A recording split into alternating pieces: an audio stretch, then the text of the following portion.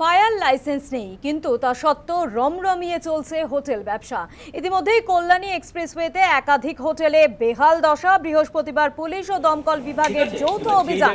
বেশ কিছু হোটেলে নেই প্রয়োজনীয় অগ্নি নিরাপত্তা শংসাপত্র।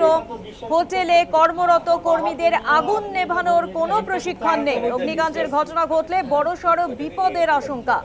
আর এই বিষয় নিয়ে আমরা কথা বলবো। টেলিফোন লাইনে রয়েছে আমাদের প্রতিনিধি মাসুম আক্তার। মাসুম, আজ প্রশাসনের তরফ থেকে এই যে কল্যাণী এক্সপ্রেসওয়ে সেখানে একাধিক হোটেলে যৌথ অভিযান চালানো হয়, কি কি জানিয়েছেন তারা?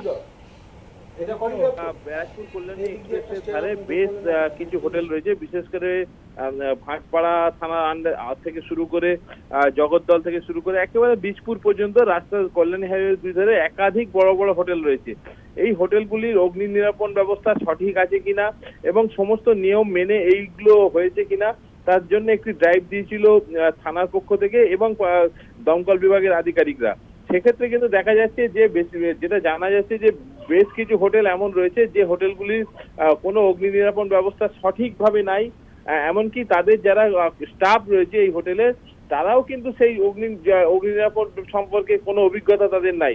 অর্থাৎ এই হোটেলে যারা থাকবে, সেই হোটেলে যদি কোনো রকম সমস্যার সৃষ্টি হয়, সেই যারা থাকবেন তাদের কিন্তু রেস্কিউ করার মতো কোনো রকম প্রশিক্ষণও এই সমস্ত কর্মীদের নাই।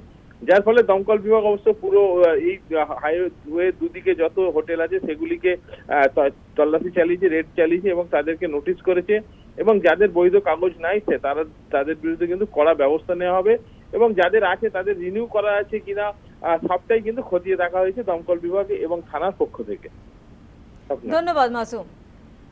আপনাদের আরো একবার জানাই, ফায়ার লাইসেন্স ছাড়াই রমরমিয়ে চলছিল হোটেল কল্যাণী এক্সপ্রেসওয়ের একাধিক হোটেলে বেহাল দশা।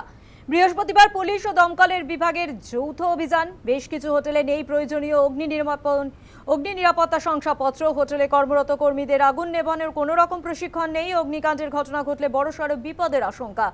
সংশ্লিষ্ট হোটেলগুলিকে আগেও নোটিশ দেওয়া হয়েছিল, কিন্তু তারপরেও নোটিশ অগ্রাহ্য করে চলছিল হোটেলগুলি।